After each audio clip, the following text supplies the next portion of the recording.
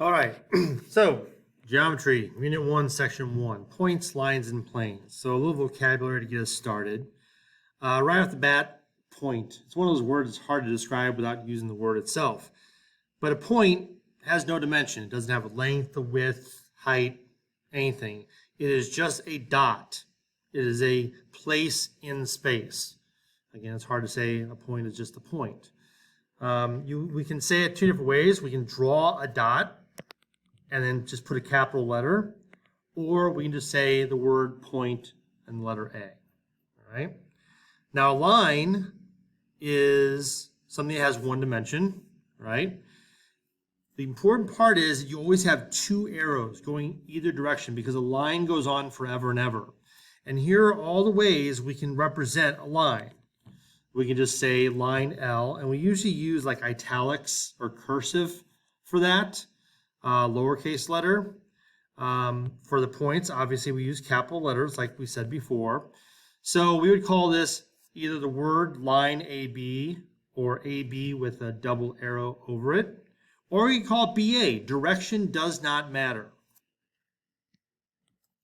And then a plane is basically any flat surface, all right, like your desktop, the piece of paper you're writing on.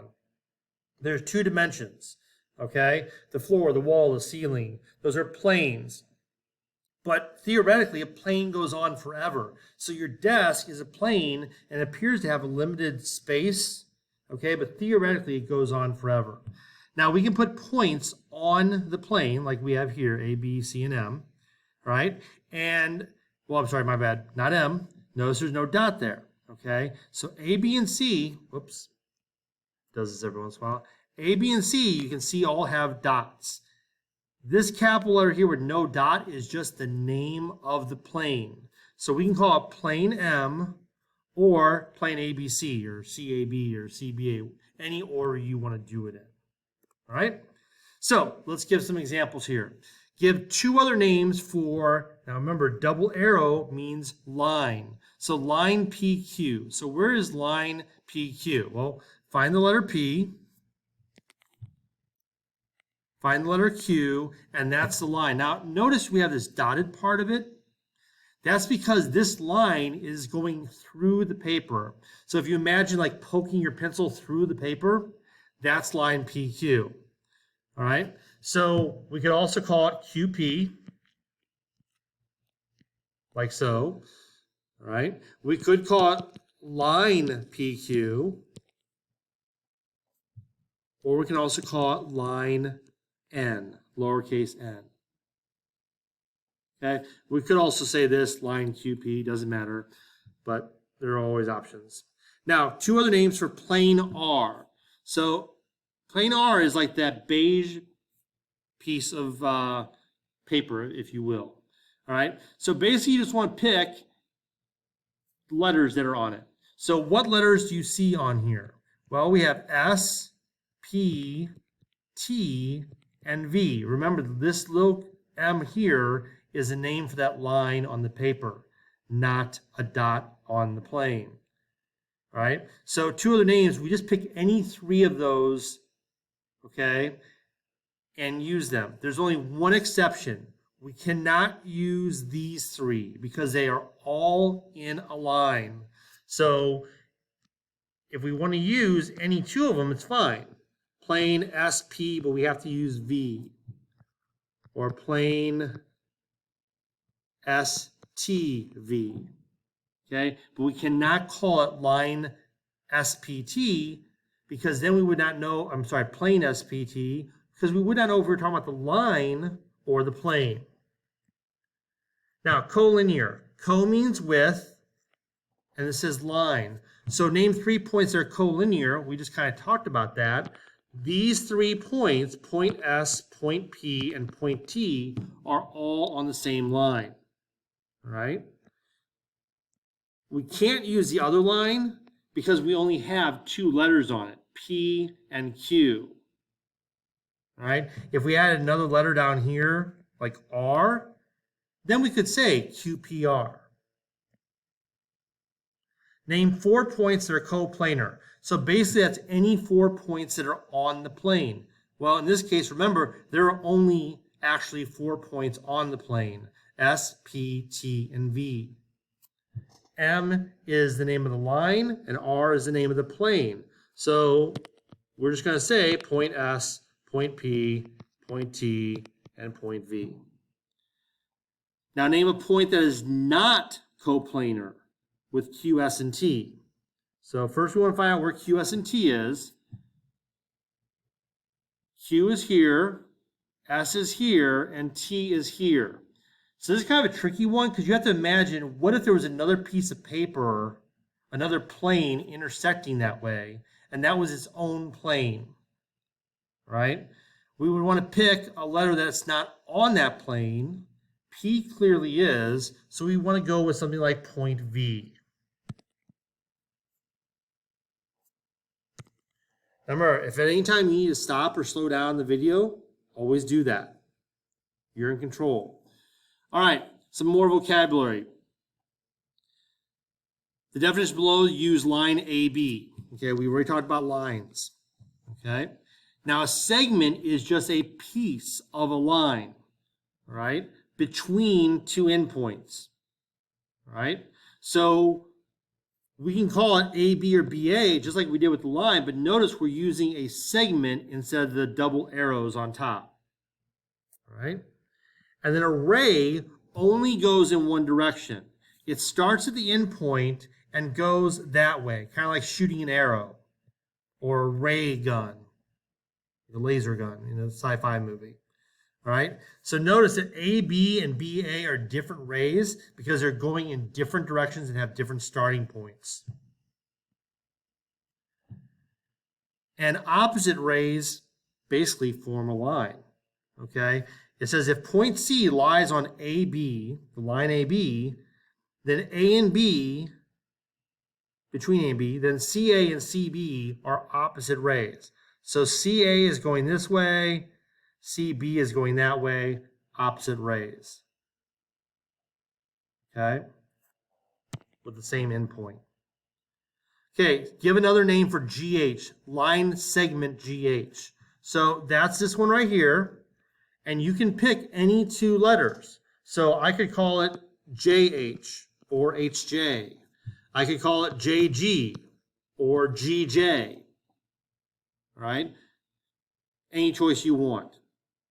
And technically, to be different, I could just call this HG and just flip the letters. Just make sure you put the symbol above it. All right?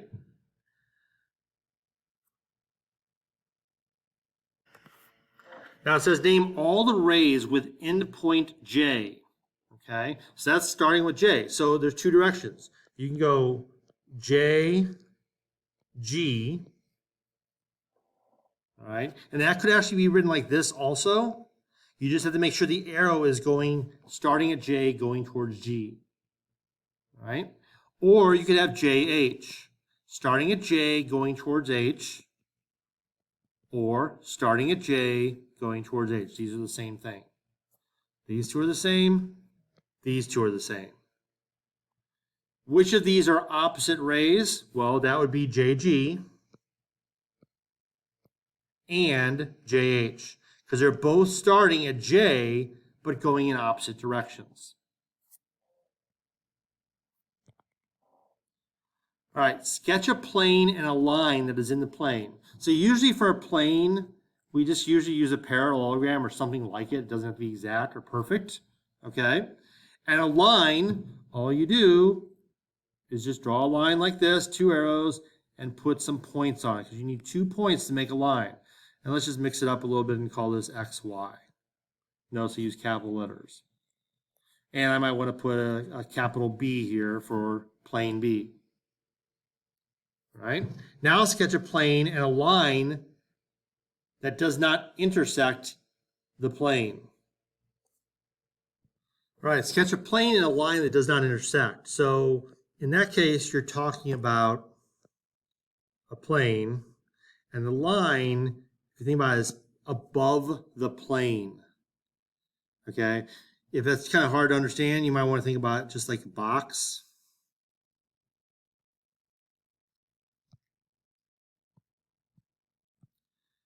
Okay, and if we're talking about maybe the plane on the bottom,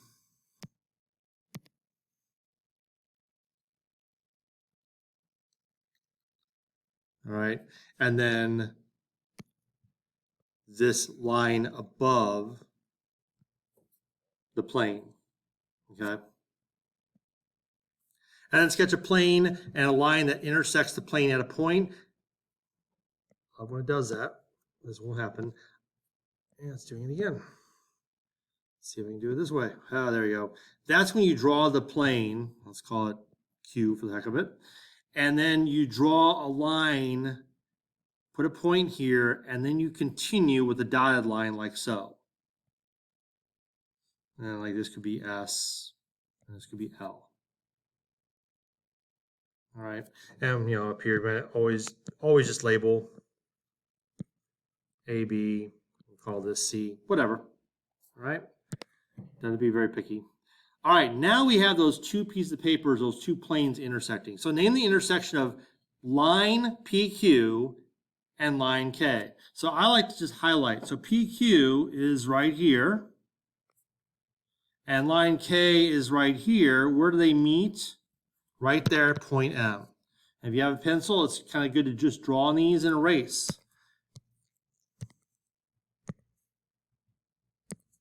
All right. Name the intersection of plane A and plane B. Now, when the two planes meet, notice they are intersecting on this line. So that's line K. That's supposed to look like a lowercase. So there you go. Line lowercase k. And that's the only way to name it because we don't have any points on that line to name it. Now, name the intersection of line K and plane A. Well, again, line K is right here. All right. Plane A is this one right here.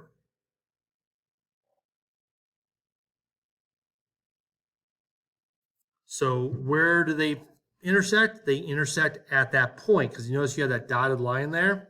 So that was the way it's kind of poking through. So that's point M. All right, almost done. Last example. Here's a phosphorus pentachloride molecule. Name two different planes that contain, I had an accent there suddenly, contain line S. Okay, so you just kind of visualize, this is kind of abstract, right? So if you want to kind of think about S, something like that, that plane going that way towards K, all right? Again, it's kind of abstract trying to think about 3D on a 2D piece of paper or computer. But if you think about that, then you could say plane and use the letters I, K, G. All right? Now I'm going to erase that. And let's say you want to go this way instead. Something like that, going sideways. And you could say plane I, G, and I just drew over that. So what is that? J.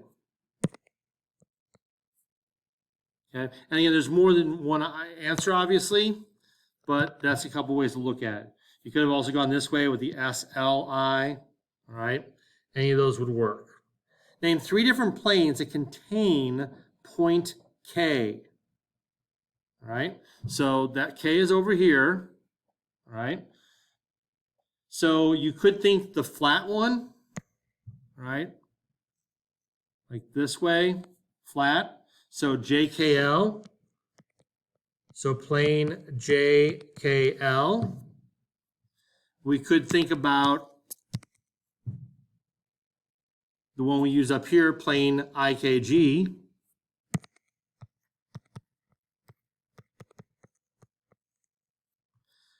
And we could go plane, which way do we want to go now?